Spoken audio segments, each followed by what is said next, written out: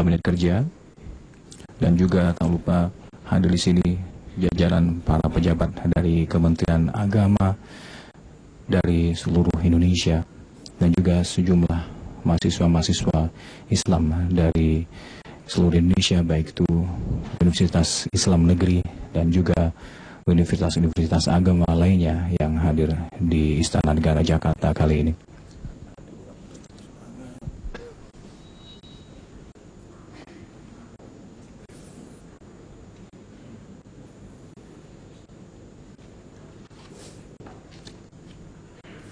Sesaat lagi kami sambil menantikan kedatangan dari Presiden Joko Widodo, sesaat lagi akan memasuki ruangan dari acara Isra Mi'raj 1436 Hijriah ini.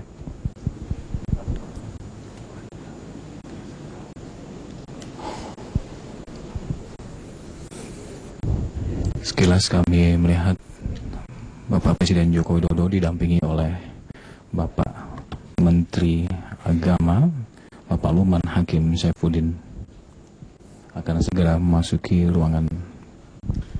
Mohon perhatian, hadirin dimohon berdiri. Presiden Republik Indonesia beserta Ibu Negara Ibu Hajah Iriana Jokowi memasuki tempat acara.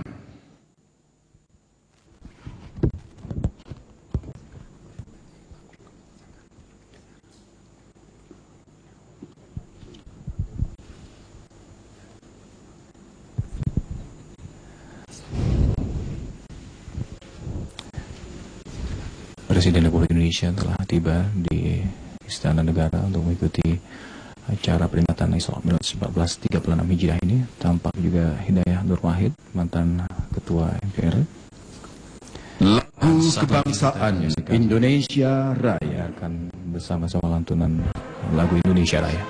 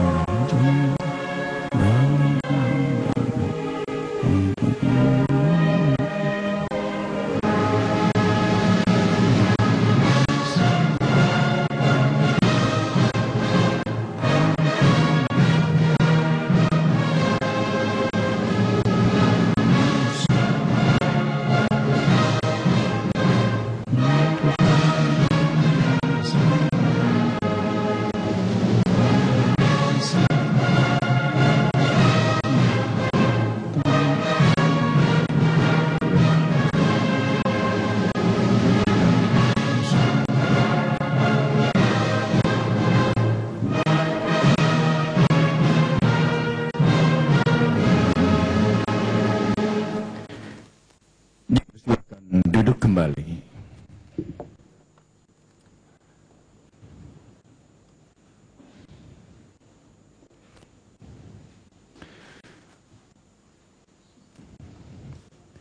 Bismillahirrahmanirrahim. Assalamualaikum warahmatullahi wabarakatuh. Alhamdulillahirabbil alamin. Wassalatu wassalamu ala asrafil anbiya'i wal mursalin wa ala alihi wa sahbihi ajmain, amma ba'du. Selamat malam dan salam sejahtera buat kita semua. Yang terhormat Presiden Republik Indonesia beserta Ibu Negara Ibu Hajah Iriana Jokowi, Bapak Ibu hadirin kaum muslimin dan muslimat yang dimuliakan Allah Subhanahu wa taala. Acara peringatan Nuzul Quran tingkat nasional tahun 1416 Hijriah 2015 Masehi pada hari ini Jumat 16 Mei 2015 di Istana Negara Jakarta segera dimulai. Dan marilah kita awali acara ini dengan membaca basmalah. Bismillahirrahmanirrahim.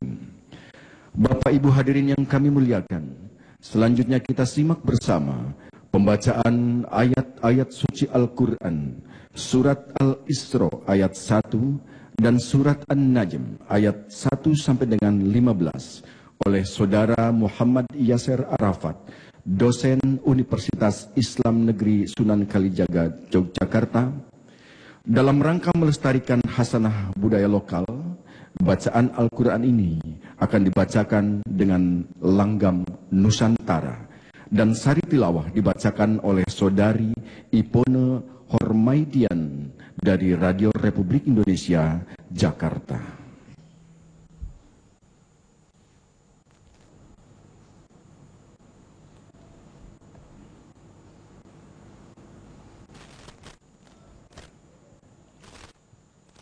Assalamualaikum warahmatullahi wabarakatuh.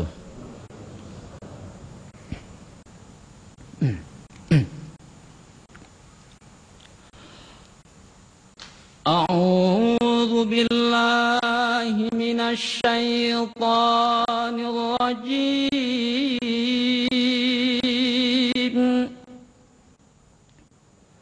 Bismillahirrahmanirrahim.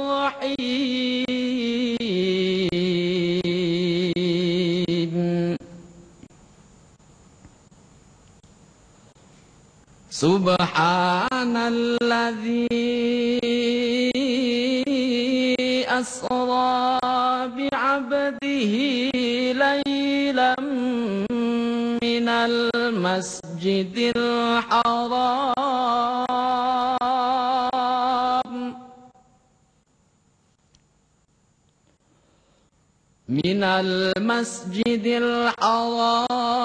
ilal masjidil aqsa alladzi barakna hawlahu linuriyahu min ayatina.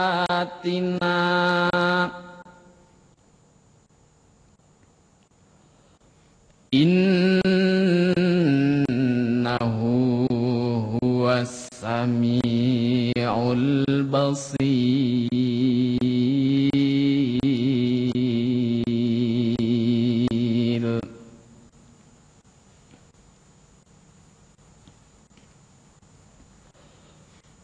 Subhanalladzi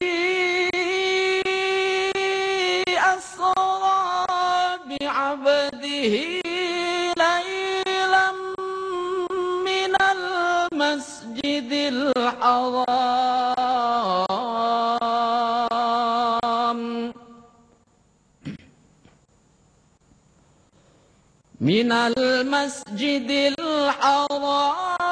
ilal masjidil aqsa alladzi barakna hawlahu linuriyahu min ayatina.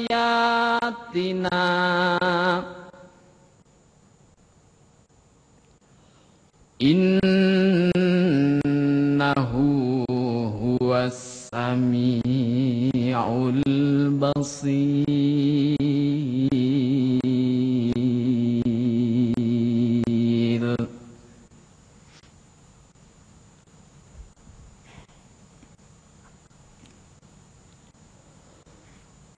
Bismillahirrahmanirrahim.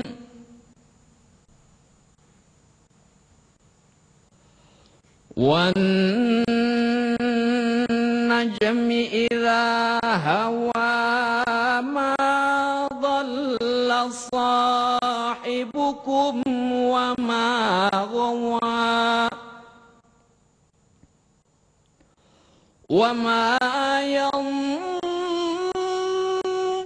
'anil hawa in huwa illa wahyun yuha.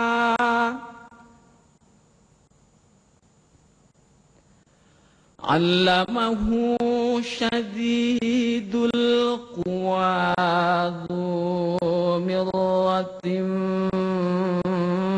fastawa wa huwa bil ufuqil a'la thumma dana fatadalla fakana qaba qausaini aw adna fa'auha ila abdihi ma auha ma kadzabal fuadu ma ra'a afatumarunahu ala ma yara walaqad ra'ahu nazlatan ukhra inda sidratil muntaha indaha jannatul ma'wa walaqad ra'ahu nazlatan ukhra inda sidratil muntaha indaha jannatul ma'wa. Sadaqallahul aliyyul azim wa sadaqa rasuluhun nabiyyul habibul karim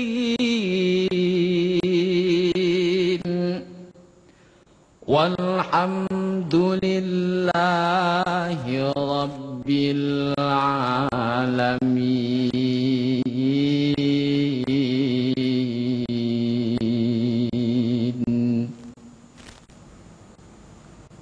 Aku berlindung kepada Allah dari godaan setan yang terkutuk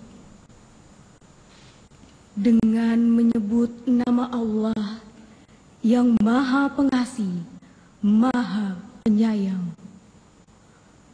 Maha suci Allah yang telah memperjalankan hambanya pada suatu malam dari Masjidil Haram ke Masjidil Aqsa, yang telah kami berkahi sekelilingnya agar kami perlihatkan kepadanya sebagian dari tanda-tanda kebesaran kami. Sesungguhnya Dia adalah Maha mendengar lagi Maha mengetahui. Demi bintang ketika terbenam, kawanmu Muhammad tidak sesat dan tidak pula keliru. Dan tiadalah Al-Quran yang diucapkannya itu menurut kemauan hawa nafsunya. Ucapannya itu hanyalah wahyu yang diwahyukan oleh Jibril yang sangat kuat dan mempunyai akal yang cerdas. Dan Jibril menampakkan diri dengan rupa yang asli di ufuk yang tinggi.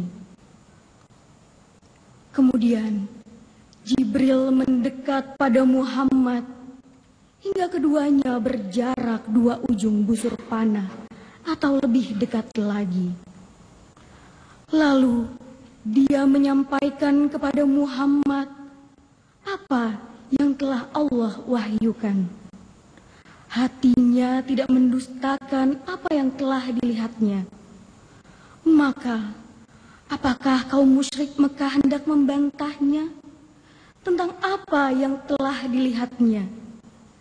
Dan sesungguhnya Muhammad telah melihat Jibril dalam rupanya yang asli pada waktu yang lain, yaitu di Sidratil Muntaha, yang di dekatnya ada syurga.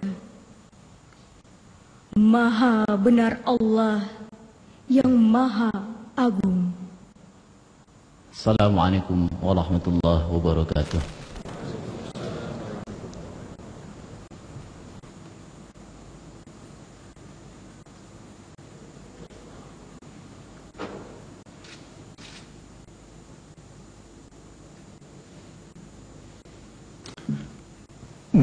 Hadirin yang berbahagia, berikutnya kita ikuti bersama uraian hikmah Isra Mi'raj Nabi Muhammad sallallahu alaihi wasallam dengan tema Spirit Peringatan Isra Mi'raj bagi Pembangunan Masyarakat Berkeadaban, yang akan disampaikan oleh Guru Besar Universitas Islam Negeri Sunan Kalijaga Yogyakarta, Profesor Dr.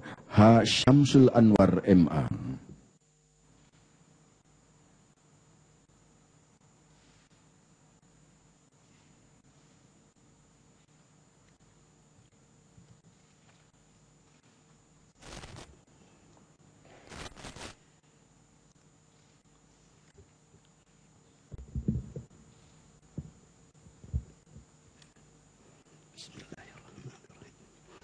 Assalamualaikum warahmatullahi wabarakatuh. Alhamdulillah, wassalatu wassalamu ala rasulillah wa ala alihi wa ashabihi wa mawala. Yang terhormat Bapak Presiden Republik Indonesia beserta Ibu Negara Hajah Iriana Joko Widodo, yang kami hormati para pimpinan lembaga tinggi negara, yang mulia para duta besar dan kepala perwakilan negara sahabat, yang kami hormati para menteri kabinet kerja, para hadirin dan hadirat yang saya muliakan. Pertama-tama marilah kita memanjatkan puji dan syukur kehadirat Allah Subhanahu wa Ta'ala, Tuhan yang Maha Kuasa, atas rahmat dan karunia-Nya, sehingga kita dapat berkumpul di tempat terhormat ini guna memperingati Isra Mi'raj Nabi besar Muhammad sallallahu alaihi wasallam. Dalam acara peringatan ini, izinkanlah kami menyampaikan uraian dengan judul Spirit Peringatan Isra Mi'raj bagi Pembangunan Masyarakat Berkeadaban. Bapak Presiden yang terhormat dan hadirin yang berbahagia, berasal dari makna harfiah kata Isra, yaitu memperjalankan di malam hari, dan kata Mi'raj, yaitu tangga untuk naik ke atas. Maka istilah Isra dan Mi'raj berarti bahwa Nabi Muhammad SAW diperjalankan oleh Allah Subhanahu wa Ta'ala di malam hari dari Mekah ke Baitul Maqdis di Yerusalem, kemudian dari sana naik ke Sidratul Muntaha. Peristiwa Isra Mi'raj ini direkam dalam 2 ayat Al-Quran, yaitu pertama, firman Allah Subhanahu wa Ta'ala dalam surat Al-Isra, A'udzu billahi minasyaitonir rajim. Subhanalladzi asra bi 'abdihi lailan minal masjidil haram ilal masjidil aqsa alladzi barakna haulah linuriyahu min ayatina innahu huwas samiul basir. Yang artinya, Maha Suci Allah yang telah memperjalankan hambanya pada suatu malam dari Al-Masjidil Haram ke Al-Masjidil Aqsa yang telah kami berkahi sekelilingnya agar kami perlihatkan kepadanya sebahagian dari tanda-tanda kebesaran kami. Sesungguhnya Dia adalah Maha mendengar, Maha melihat. Kedua, disebutkan pula dalam surat An-Najm, A'udzu billahi minasyaitonir rajim. afatumarunahu ala ma yara walaqad ra'ahu nazlatan ukhra inda sidratil muntaha indaha jannatul ma'wa id yaghsha sidrata ma yaghsha ma zaghal basaru wa ma tagha laqad ra'a min ayati rabbihil kubra, yang artinya, maka apakah kalian musyrikin Mekah hendak membantahnya tentang apa yang ia lihat, dan sungguh dia Muhammad telah melihatnya dalam rupanya yang asli pada waktu yang lain, yaitu di Sidratil Muntaha, yang di dekatnya ada surga tempat tinggal. Muhammad melihat Jibril ketika Sidratil Muntaha diliputi oleh suatu yang meliputinya. Penglihatannya tidak menyimpang dari apa yang dilihatnya itu, dan tidak pula melampauinya. Sungguh dia telah melihat sebahagian tanda-tanda keagungan Tuhannya yang paling besar. Para teolog dan ilmuwan muslim telah memperdebatkan pemahaman tentang peristiwa tersebut. Bagaimana peristiwa itu mungkin terjadi, dalam arti apakah Nabi Muhammad SAW mengalami Isra dan Mi'raj secara fisik dan rohani, atau hanya secara rohani saja. Para teolog dengan pendekatan mukjizat umumnya mengakui bahwa peristiwa Isra dan Mi'raj itu adalah peristiwa fisik dan sekaligus rohani, bukan hanya sekedar peristiwa rohani belaka. Asy-Sya'rawi, salah seorang ahli tafsir Al-Quran kontemporer, menegaskan bahwa peristiwa Isra dan Mi'raj ini bukan kejadian rohani dalam mimpi, melainkan peristiwa fisik yang menjadi salah satu mukjizat Nabi besar Muhammad SAW untuk menguji siapa yang beriman dengan sungguh-sungguh. Apabila hanya sekedar peristiwa rohani belaka, Isra dan Mi'raj itu tidak akan mempunyai arti mukjizat apa-apa, dan tentu tidak akan diingkari oleh kaum Quraisy Mekah pada waktu itu. Sebaliknya, beberapa pendapat lain menyatakan bahwa peristiwa Isra dan Mi'raj ini hanyalah peristiwa rohani yang menggambarkan kekuatan jiwa Nabi Muhammad SAW yang dapat melampaui dimensi alam materi serta dimensi ruang dan waktu, serta mampu menghadirkan kesatuan wujud secara menyeluruh dalam rohnya. Pada saat Isra dan Mi'raj ini, ia dapat menyadari dan menangkap dalam rohnya keseluruhan eksistensi alam malakut sejak dari zaman azali hingga akhir masa. Para saintis muslim yang menggunakan sejumlah teori dalam sains modern seperti teori relativitas umum, Kaluza-Klein, anihilasi atau teori ruang ekstra, mengakui bahwa peristiwa Isra dan Mi'raj Nabi besar Muhammad SAW bukanlah suatu yang mustahil. Perkembangan mutakhir ilmu pengetahuan memberi jembatan bagi kita untuk dapat memahami peristiwa tersebut secara rasional dan memadai.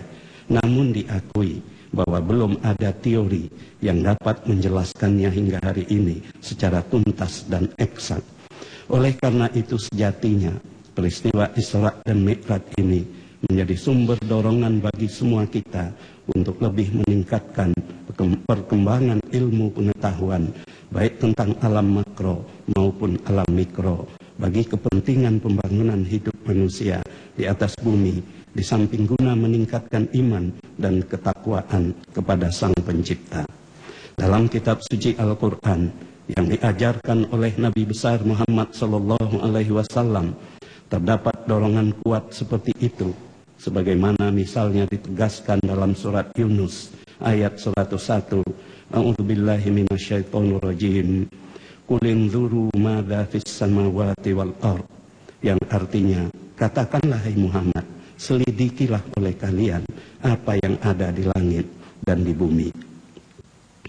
Dan juga di dalam surat Az-Zariyat, A'udzubillahi minasyaitonir rajim, wa fil ardi ayatun lil muqinin wa fi anfusikum afala tubsirun, yang artinya, dan di bumi itu terdapat tanda-tanda keagungan Allah, maka bagi orang-orang yang yakin, dan juga pada dirimu sendiri, maka apakah kalian tidak mencermati? Dalam ayat lain diberi penegasan yang sangat penting. A'udzubillahi minasyaitonirrajim. Ya ma'syaral jinni wal ins, in istata'tum an tanfudhu min aqtaris samawati wal ard fanfudhu la tanfudhuna illa bisultan. Yang artinya, wahai golongan jin dan manusia, jika kalian sanggup menerobos atau melintasi ruang langit dan bumi, maka teroboslah. Akan tetapi kalian tidak akan mampu menerobosnya kecuali dari kekuatan dari Allah. Kekuatan itu adalah ilmu pengetahuan.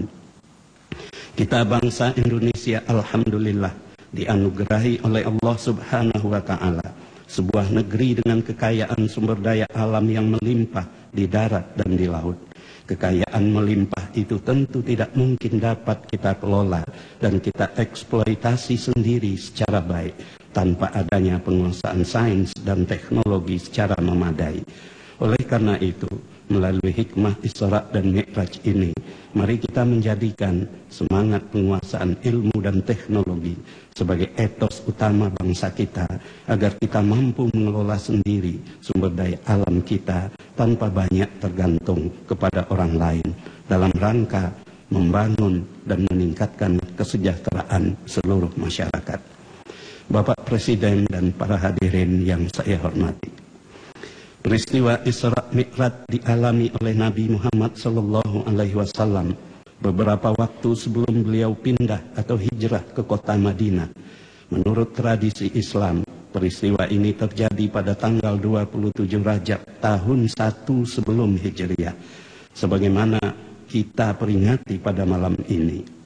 Apabila kita konversi ke dalam penanggalan Masehi, itu adalah pada malam Rabu 25 Februari 621 Masehi, yang berarti 7 bulan sebelum beliau pindah atau hijrah ke Madinah pada bulan Rabiul Awal tahun 1 Hijriah atau September 622 Masehi. Peristiwa Isra dan Mi'raj ini terjadi pada saat Nabi Muhammad SAW mengalami tekanan-tekanan yang semakin keras dari kaum Quraisy Mekah yang menentang upaya pembaharuan masyarakat yang beliau lakukan. Di antara tekanan itu misalnya adalah blokade ekonomi, di mana kaum Quraisy mengadakan perjanjian sesama mereka untuk tidak berkomunikasi dan tidak bertransaksi bisnis dengan pengikut-pengikut Nabi Muhammad SAW dengan maksud untuk memutus rantai ekonomi mereka. Hal ini memaksa orang-orang Muslim awal itu mengungsi ke kawasan pegunungan di dekat Mekah. Di samping itu, keadaan pribadi Nabi Muhammad SAW sendiri diperberat pula oleh berpulangnya ke rahmatullah istri tercinta beliau Khadijah, yang merupakan tulang punggung utama ekonominya dalam menjalankan misi dakwahnya, serta meninggalnya paman beliau Abu Talib yang ketokohan dan kewibawaannya di kota Mekah menjadi sumber perlindungan bagi beliau dari persekusi kaum Quraisy. Oleh karena itu, Allah Subhanahu wa Ta'ala mengisrakan dan memi'rajkannya guna memberi kekuatan moral dan spiritual kepadanya untuk meneruskan perjuangannya membangun masyarakat baru dengan nilai-nilai egalitarian berdasarkan keimanan dan ketakwaan kepada Allah Subhanahu wa Ta'ala. Bapak Presiden dan para hadirin yang berbahagia, kehidupan masyarakat Mekah menjelang kedatangan Nabi Muhammad SAW dilandasi oleh suatu pandangan hidup materialistik yang hanya melihat kehidupan hanyalah kehidupan nyata duniawi yang sekarang dan tidak mempercayai adanya kehidupan lain sesudahnya.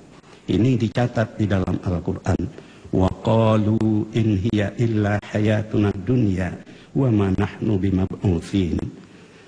Yang artinya, dan mereka mengatakan, hidup hanyalah kehidupan kita di dunia saja, dan kita tidak sekali-kali akan dibangkitkan. Pandangan hidup materialistik ini membawa masyarakat Quraisy Mekah pada zaman itu kepada orientasi hidup yang bersifat hedonistik dengan ukuran kebahagiaan pada tercapainya kepuasan-kepuasan sensual di dalam gelimang pesta homar atau miras yang dikelilingi oleh dayang-dayang atau budak pelayan. Pada sisi lain, dalam melihat segala sesuatu, diterapkan ukuran-ukuran materi dan kepentingan duniawi, sehingga tidak ada tempat bagi sikap-sikap altruistik. Orang dihargai dan dipandang karena kedudukan dan kekayaannya. Oleh karena itu, orang-orang tak berdaya, seperti anak yatim, janda, orang miskin, tidak mendapat perhatian. Al-Quran mencatat sikap-sikap ini dan menegaskan, sekali-sekali tidak demikian.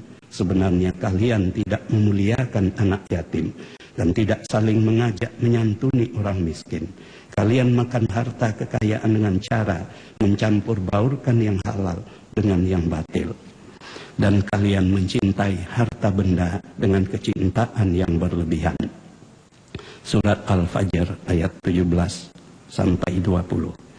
Dampak lebih lanjut dari pandangan hidup materialistik ini adalah timbulnya praktek pembunuhan anak perempuan yang baru lahir pada beberapa kalangan karena dipandang tidak memberi kebanggaan. Al-Quran mencatat bagaimana psikologi lelaki Quraisy yang kelahiran anak perempuan. Dan apabila seseorang dari mereka diberi kabar dengan kelahiran anak perempuan, merah padam mukanya, dan dia sangat marah. Ia bersembunyi dari orang banyak disebabkan buruknya berita mengenai dirinya. Apakah dia akan memeliharanya dengan menanggung kehinaan, ataukah akan menguburkannya hidup-hidup ke dalam tanah? Ketahuilah, alangkah buruknya apa yang mereka tetapkan itu. Orang-orang yang tidak beriman kepada kehidupan akhirat itu mempunyai sifat yang buruk, dan Allah mempunyai sifat yang maha tinggi, dan dialah yang maha perkasa lagi maha bijaksana. Surat 16 ayat 58-60. Inilah sekelumit dari sisi gambaran masyarakat tak berkeadaban yang dihadapi oleh Nabi Muhammad SAW dan yang diupayakannya untuk direformasi. Bapak Presiden dan para hadirin yang mulia, salat adalah pesan utama yang dibawa oleh Nabi Muhammad SAW dari perjalanan Isra dan Mi'rajnya. Beliau menegaskan salat itu adalah sendi agama. Hadis riwayat Al-Baihaqi.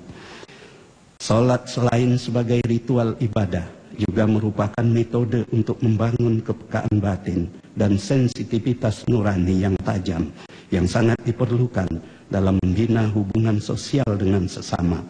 Salat memperkuat kepribadian, meningkatkan adab, menghaluskan budi, dan mempertinggi kepekaan nurani. Pengelolaan nurani atau batin merupakan unsur penting dalam pembinaan kepribadian diri yang kokoh dan dalam pembangunan masyarakat yang berkeadaban. Kepekaan nurani di dalam Al-Quran dipandang sebagai salah satu unsur trilogi sistem pengawasan yang harus diperhatikan. Allah Subhanahu wa Ta'ala berfirman di dalam surat At-Taubah, A'udzubillahi minasyaitonirrajim. Wa qul ya'malu fasayarallahu amalakum wa rasuluhu wal mu'minun wa saturadduna ila alimil ghaibi wasyahadah fayunabbi'ukum bima kuntum ta'malun. Yang artinya, dan katakanlah, bekerjalah kalian, maka Allah dan Rasulnya serta orang-orang mukmin akan melihat pekerjaan kalian, dan kalian akan dikembalikan kepada Allah yang mengetahui hal yang gaib dan nyata, lalu diberitahukannya kepada kalian apa yang telah kalian kerjakan. Ayat ini mengajarkan trilogi sistem pengawasan yang saling menopang, yaitu pengawasan nurani, pengawasan formal institusional, dan pengawasan sosial atau oleh masyarakat. Kata melihat dalam ayat ini tidak berarti hanya sekedar menonton, melainkan berarti mengawasi. Tetapi tentu Allah tidak hadir secara fisik di tengah-tengah kita untuk melakukan pengawasan, karena Allah adalah zat yang gaib.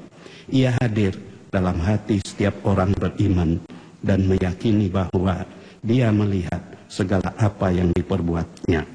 Pengawasan formal institusional institusional dan pengawasan sosial tidak akan sempurna tanpa ditopang oleh pengawasan internal diri kita sendiri melalui kepekaan batin kita. Hati nurani yang tajam adalah faktor utama dalam pengendalian perilaku kita dalam melaksanakan suatu kegiatan, program, atau kebijakan. Oleh karena itu, Nabi Muhammad SAW menegaskan dalam salah satu sabdanya yang artinya, ketahuilah bahwa di dalam diri manusia terdapat suatu fungsi yang apabila ia baik, maka baiklah seluruh diri manusia. Dan bila ia rusak, maka rusaklah seluruh diri manusia. Ketahuilah bahwa itu adalah hati nurani. Hadis riwayat Al-Bukhari dan Muslim.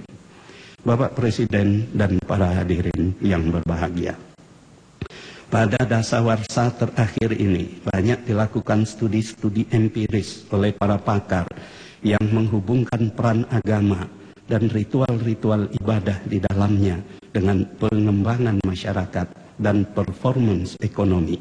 Beberapa dari penelitian itu menunjukkan bahwa terdapat korelasi positif antara kepercayaan agama dan praktek ibadah dengan pembangunan masyarakat dan perbaikan ekonomi, di mana agama dapat menjadi salah satu modal sosial yang penting bagi pembangunan masyarakat.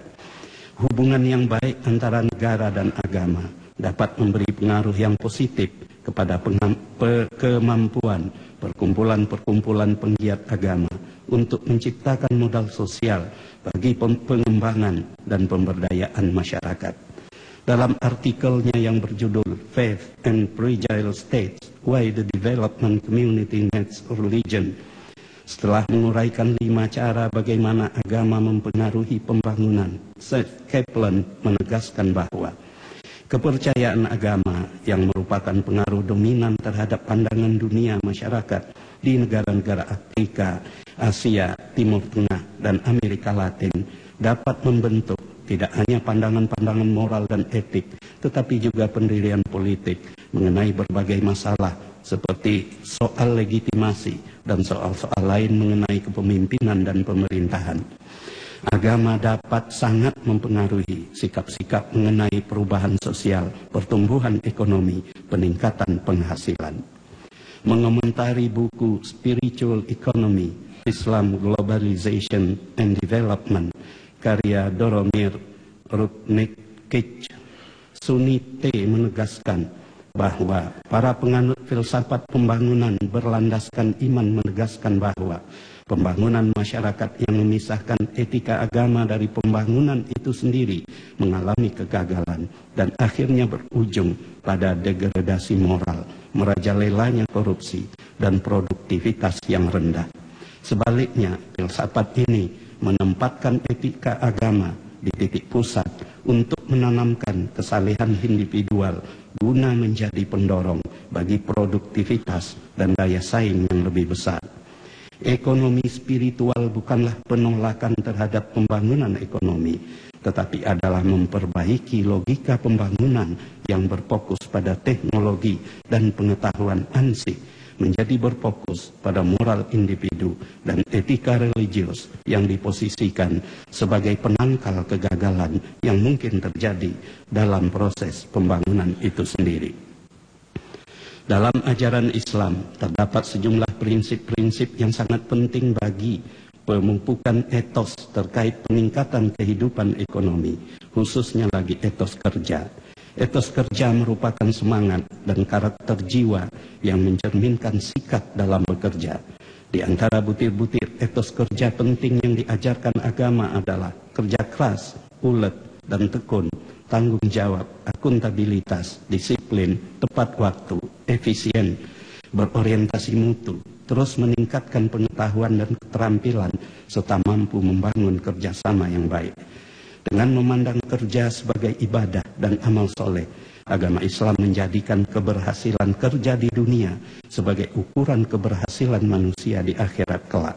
Dalam Al-Quran ditegaskan, A'udzubillahi minasyaitonirrajim, Alladzi khalaqal mauta wal haya liyabluwakum ayyukum ahsanu amala wa huwal azizul ghafur. Yang artinya, dialah Tuhan yang menciptakan mati dan hidup, supaya Dia menguji kamu, siapa di antara kamu yang lebih baik kerjanya. Dan Dia Maha Perkasa lagi Maha Pengampun. Kerja yang baik atau amal soleh sangat terkait dengan dan sekaligus merupakan buah dari iman yang otentik. Iman yang tidak menghasilkan amal, yaitu kerja yang baik, merupakan iman yang sia-sia. Amal soleh, yakni kerja yang baik, adalah kerja yang dilakukan dalam rangka beribadah kepada Allah Subhanahu wa Ta'ala secara sesuai atau soleh dengan norma-norma yang diajarkan oleh agama itu sendiri, serta norma-norma lain seperti norma hukum dan sosial yang diakui bersama di dalam masyarakat.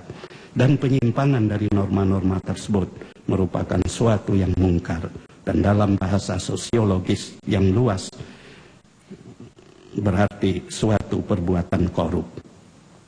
Dalam kehidupan real, bangsa kita sekarang menghadapi satu masalah patologi sosial yang berat, yaitu fenomena korupsi yang dikatakan telah membudaya dalam masyarakat kita. Korupsi merupakan sebuah pengkhianatan terhadap kepercayaan publik.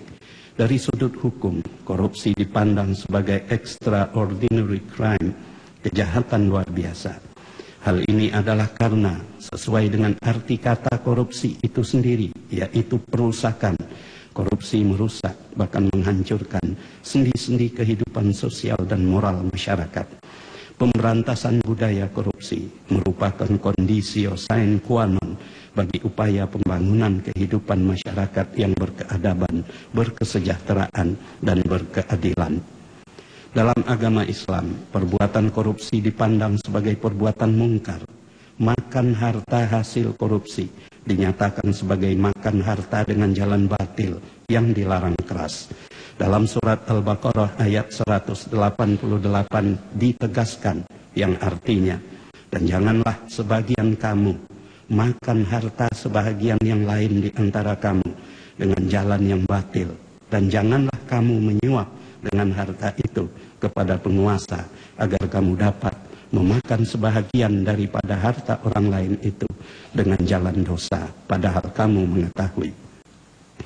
Dalam hadis-hadis Nabi Muhammad SAW disebutkan beberapa bentuk lain korupsi, seperti memberi hadiah kepada para pejabat, di mana Nabi Muhammad SAW melarangnya dalam sabda beliau yang artinya, hadiah yang diberikan kepada para pejabat adalah korupsi. Hadis riwayat Ahmad. Perbuatan menyuap, menerima suap, serta perantara antara keduanya adalah perbuatan yang dilaknat oleh Rasulullah SAW, di mana dalam hadis disebutkan yang artinya Rasulullah SAW melaknat penyuap, penerima suap, dan perantara, yaitu orang yang mondar-mandir antara keduanya. Hadis riwayat Ahmad. Termasuk perbuatan korupsi adalah melindungi pelaku korupsi.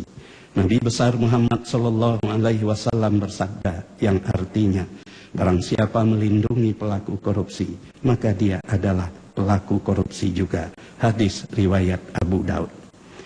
Banyak penyebab terjadinya korupsi, antara lain buruknya tata pemerintahan, lemahnya kontrol atas birokrasi, lemahnya kualitas sumber daya yang menduduki jabatan publik, gaji yang kurang memadai, lemahnya pengawasan, kurangnya transparansi pengambilan keputusan, ketidakjelasan aturan, kurangnya teladan dari atasan, adanya niat untuk korupsi sebagai dampak dari mahalnya biaya keikutsertaan pemilu, dan lain-lain. Masalah korupsi merupakan masalah multidimensional, dan upaya pemberantasannya oleh karena itu harus bersifat multifaset. Agama dapat difungsikan sebagai bagian dari keseluruhan upaya pemberantasan korupsi melalui pengelolaan batin dan kalbu, guna mempertinggi kepekaan nurani untuk menyadari perlunya kita menjauhi hal-hal yang meskipun untuk sementara dapat memberikan kenikmatan sekejap, namun merusak tatanan masyarakat secara keseluruhan. Memang kita sering mendengar suatu ironi bahwa di tengah masyarakat kita yang dikatakan religius dan rajin menjalankan ibadah agama, ternyata praktek korupsi tetap berkembang subur, sehingga tampak tidak ada korelasi berbanding terbalik antara semangat religius itu dengan praktek-praktek koruptif. Semestinya semakin tinggi kesadaran beragama, diharapkan semakin rendah tingkat korupsinya. Apakah ada yang salah dalam cara kita beragama? Mungkin salah satu sebabnya adalah pengelolaan nurani dan batin kita tidak sebagaimana mestinya. Kita memang menjalankan ibadah secara rutin dan tekun, tetapi mungkin lebih bersifat mekanistik dan lebih merupakan kebiasaan yang baku atau hanya sekedar penampilan untuk dilihat oleh orang lain, sehingga ibadah itu tidak ada ruhnya dan mata hati kita tetap terselubung dan tidak memiliki sensitivitas yang mendalam. Bapak Presiden dan para hadirin yang berbahagia, demikianlah apa yang dapat kami sampaikan mengenai hikmah peringatan Isra dan Mi'raj Nabi besar Muhammad sallallahu alaihi wasallam. Kurang lebihnya kami mohon maaf, dan mudah-mudahan apa yang disampaikan ini ada manfaatnya bagi kita semua. Wassalamualaikum warahmatullahi wabarakatuh.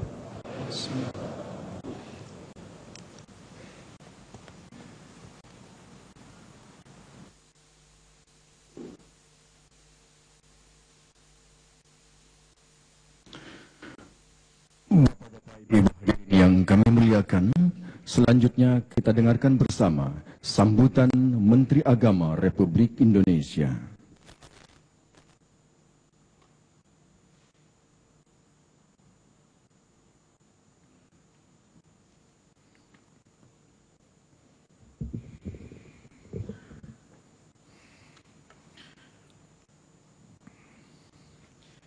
Assalamualaikum warahmatullahi wabarakatuh. Alhamdulillahirabbil alamin, wa bihi nasta'inu ala umuri dunya waddin, wassalatu wassalam ala asrafil anbiya'i wal mursalin wa ala alihi wa sahbihi ajmain. Yang kami hormati Bapak Presiden Republik Indonesia beserta Ibu Negara Hajah Iriana Joko Widodo, yang kami hormati pimpinan dan para anggota lembaga negara, yang mulia para duta besar dan perwakilan negara-negara sahabat, yang kami hormati para menteri kabinet kerja, yang kami hormati para alim ulama, hadirin dan hadirat sekalian yang berbahagia. Puji syukur kita panjatkan kehadirat Allah Subhanahu wa Ta'ala yang telah memberikan limpahan rahmat dan hidayahnya, sehingga pada malam yang penuh berkah ini kita dapat menghadiri peringatan Isra Mi'raj Nabi Muhammad sallallahu alaihi wasallam yang diselenggarakan di Istana Negara. Salawat dan salam semoga tercurah senantiasa kehadirat Nabi besar Muhammad sallallahu alaihi wasallam beserta segenap keluarga, para sahabat dan para pengikutnya, dan insya Allah termasuk kita yang hadir di sini hingga akhir zaman. Bapak Presiden dan hadirin sekalian yang saya hormati, uraian hikmah Isra Mi'raj Nabi Muhammad SAW telah disampaikan oleh Profesor Dr. Samsul Anwar MA, Guru Besar Universitas Islam Negeri Sunan Kalijaga, Yogyakarta. Beliau telah memaparkan upaya reformasi pembangunan masyarakat berkeadaban melalui pesan yang dibawa oleh Rasulullah dari perjalanan Isra Mi'raj. Isra Mi'raj adalah perjalanan spiritual Nabi Muhammad SAW di suatu malam sekian abad yang lampau yang sangat dramatik dan fantastik. Betapa tidak, dalam waktu yang sangat singkat, Rasulullah berhasil menembus lapisan-lapisan spiritual yang amat jauh dari Masjidil Haram ke Masjidil Aqsa hingga ke puncak Sidratil Muntaha yang jaraknya hanya bisa dihitung dengan bilangan tahun kecepatan cahaya. Hal ini menjadi bukti bahwa ilmu dan kekuasaan Allah Subhanahu wa Ta'ala meliputi dan menjangkau, bahkan mengatasi segala yang terbatas maupun yang tak terbatas tanpa dipengaruhi oleh ruang dan waktu. Bapak Presiden yang saya hormati, hadirin sekalian yang berbahagia. Ada dua etape perjalanan Isra Mi'raj Nabi Muhammad SAW. Pertama, etape horizontal dari Masjidil Haram di Mekkah ke Masjidil Aqsa di Palestina. Dan yang kedua, etape vertikal dari Masjidil Aqsa di Palestina ke Sidratil Muntaha di langit ketujuh. Dari langit kemudian Nabi Muhammad kembali lagi turun ke bumi, kembali ke umat Islam. Peristiwa yang dialami oleh Rasulullah tersebut merupakan tonggak sejarah terpenting dari rangkaian perjuangan Rasulullah dalam membangun masyarakat berkeadaban dan berkeadilan bagi seluruh umat. Misi dan makna yang ada dalam perjalanan Isra Mi'raj terbingkai dalam sholat 5 waktu yang Allah perintahkan kepada kita melalui Nabi Muhammad SAW. Kewajiban sholat tidak hanya ditafsirkan sebagai kewajiban yang sifatnya ritual individual semata, melainkan juga sebagai wahana transformasi sosial untuk menebarkan kebaikan dan mencegah kemungkaran. Transformasi spiritual mengajarkan kita semua untuk senantiasa taat, tunduk, dan patuh kepada apa yang diperintahkan dan apa yang dilarang oleh Allah Subhanahu wa Ta'ala. Sementara transformasi sosial mengajak kita semua untuk senantiasa melakukan perubahan dari keburukan menuju kebaikan, dari kesalahan menuju kesalehan, dari jalan gelap menuju jalan terang, dan dari keterbelakangan menuju kemajuan. Esensi peringatan Isra Mi'raj adalah mendorong umat muslim untuk terus membangun dan mengembangkan peradaban Islam. Peradaban Islam yang mengedepankan perdamaian, kemajuan, keadilan, keseimbangan, toleransi, dan persamaan. Yang semuanya itu bertumpu pada konsep rahmatan lil alamin, Islam yang membawa rahmat bagi semesta alam. Penyatuan dimensi sosial dan dimensi spiritual pada ibadah sholat ini ditegaskan dalam Al-Quran seperti dalam surat Al-Ma'un ayat 4 sampai dengan 7 yang mengecam orang-orang yang mengerjakan sholat namun tidak berusaha mengejawantahkan nilai-nilainya dalam kehidupan keseharian. Fawailul lil musallin alladzina hum an sholatihim sahun alladzina hum yura'un wa yamna'unal ma'un. Yang artinya, maka celakalah orang yang sholat, yaitu orang-orang yang lalai terhadap sholatnya, yang berbuat riya dan enggan memberikan bantuan. Hal itu juga diperkuat dengan hadis Rasul yang berbunyi, as-sholatu imaduddin, faman aqamaha faqad aqamaddin, waman hadamaha faqad hadamaddin. Yang artinya, sholat merupakan pilar peradaban. Barang siapa yang mengerjakannya, maka sesungguhnya telah menegakkan peradaban. Dan barang siapa yang meninggalkannya, maka ia telah menghancurkan peradaban. Bapak Presiden yang saya hormati, hadirin sekalian yang berbahagia, di era postmodern ini, Islam kembali dihadapkan pada tantangan baru untuk merevitalisasi dimensi kekayaan spiritual yang terdapat dalam ajaran-ajarannya. Isra Mi'raj tidak hanya memiliki dimensi kekayaan spiritual serta pesan-pesan kehidupan, tetapi juga mengandung dimensi ilmu pengetahuan yang cukup menantang di kalangan para ilmuwan. Alangkah bijaksananya bangsa ini jika peringatan Isra Mi'raj juga dimaknai sebagai wahana transformasi peradaban ilmu pengetahuan. Paling kurang, melalui peringatan Isra Mi'raj, umat Islam tidak hanya diperkenalkan dengan ilmu pengetahuan yang bersumber dari hasil observasi saja, melainkan juga diperkenalkan tentang ilmu pengetahuan yang bersumber dari kitab suci yang disebut sebagai ayat-ayat kauliyah. Dengan pemahaman integralistik diharapkan melahirkan bentuk dan praktek pendidikan yang tepat sehingga akhirnya melahirkan manusia yang berkepribadian utuh, berwawasan iptek dan imtak, yang siap memajukan dan mencerdaskan kehidupan bangsa.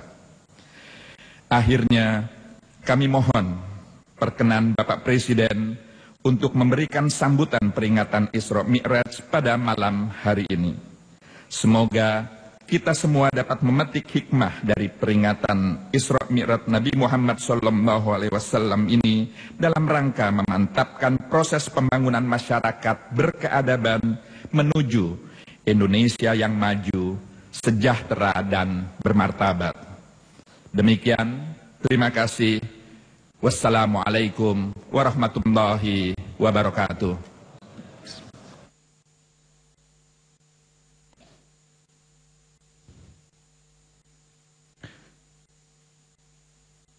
Bapak-bapak, ibu-ibu hadirin yang kami muliakan, selanjutnya kita simak bersama sambutan Presiden Republik Indonesia.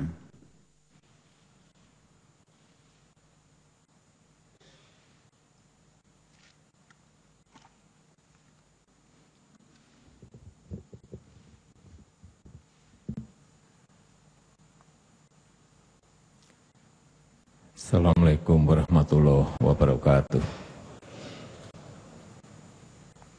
Bismillahirrahmanirrahim.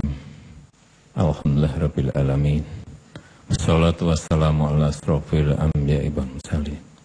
Sayyidina wa habibina wa syafi'ina wa maulana Muhammadin wa ala alihi wa ashabi ajmain, amma ba'du.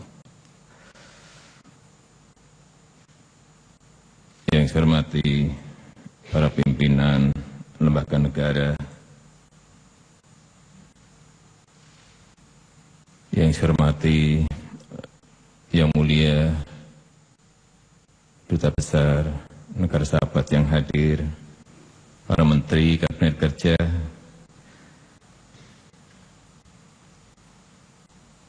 yang saya hormati para alim ulama serta undangan yang berbahagia.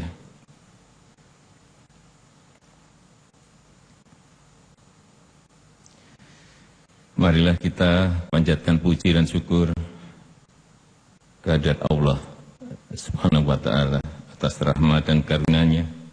Pada malam yang khidmat ini kita dapat menghadiri peringatan Isra Mi'raj Nabi Muhammad SAW tahun 1436 Hijriah di Istana Negara. Salawat dan salam semoga tercurah kepada junjungan kita Nabi Muhammad SAW beserta keluarga dan para sahabatnya serta para pengikutnya hingga akhir zaman. Hadirin yang berbahagia, kita tadi telah bersama-sama mendengarkan uraian hikmah Isra Mi'raj yang disampaikan oleh Profesor Dr. Haji Samsul Anwar MA, Guru Besar Universitas Islam Negeri Sunan Kalijaga, Yogyakarta, tentang spirit peringatan Isra Mi'raj bagi pembangunan masyarakat yang berkeadaban. Dari uraian tadi kita dapat memetik hikmah dari peristiwa yang bersejarah itu untuk selalu dapat mengubah jalan kehidupan ke arah yang lebih baik. Peristiwa Isra Mi'raj mengandung hikmah yang selalu relevan dalam kehidupan kita dewasa ini, baik sebagai umat, baik sebagai bangsa, maupun sebagai masyarakat dunia yang mendambakan kemajuan, yang mendambakan perdamaian, yang mendambakan kesejahteraan dan kebahagiaan. Agama yang dipahami dan dihayati serta diamalkan dengan baik dalam kehidupan pribadi dan sosial akan memberikan nilai-nilai hakiki kehidupan yang lebih terhormat dan lebih beradab. Hadirin sekalian yang saya hormati, Dalam kesempatan yang khidmat dan penuh makna ini, saya mengajak seluruh umat Islam dan segenap komponen bangsa di seluruh tanah air untuk menyadari dan mengimplementasikan konsep pembangunan Indonesia sebagai negara bertuhan, negara religius yang terbebas dari kemiskinan, dari kesenjangan sosial, menjadi sebuah negara yang adil, makmur, dan sejahtera. Mari kita maknai nilai-nilai Isra Mi'raj sebagai bagian dari revolusi mental karakter bangsa, utamanya dalam memantapkan karakter bangsa kita sebagai bangsa yang memiliki potensi, yang memiliki talenta individual, yang kuat daya intelektualnya dan pikirannya, serta memiliki jiwa mandiri dan spirit untuk berdikari. Negara yang kita cintai ini akan kuat. Radikalisme dan anarkisme tidak akan berpeluang untuk tumbuh subur. Dan ketahanan nasional akan kokoh jika kemiskinan dan pengangguran dapat kita tanggulangi bersama melalui pembangunan ekonomi, pembangunan pendidikan, serta pengelolaan zakat bagi umat Islam yang tersistem dan profesional. Marilah kita terus berteguh kebinekaan dan perkuat restorasi sosial sebagai pilar untuk mewujudkan masyarakat Indonesia yang rukun, masyarakat Indonesia yang damai, masyarakat Indonesia yang bermoral dan berbudaya, serta mampu menjaga perbedaan dalam negara yang majemuk. Mari kita singkirkan sifat yang saling menyalahkan, saling mencela, saling mengejek, merasa diri yang paling baik, dan juga tidak saling menyembunyikan kesalahan. Sebaliknya, mari kita bangun kebersamaan, kita bangun kerukunan, kita bangun toleransi, dan kita bangun rasa saling percaya. Saya mengajak para ulama, tokoh masyarakat, para intelektual, beserta seluruh jajaran pemerintahan, beserta segenap komponen bangsa untuk ikut bersama-sama membangun bangsa dan negara dengan penuh keikhlasan.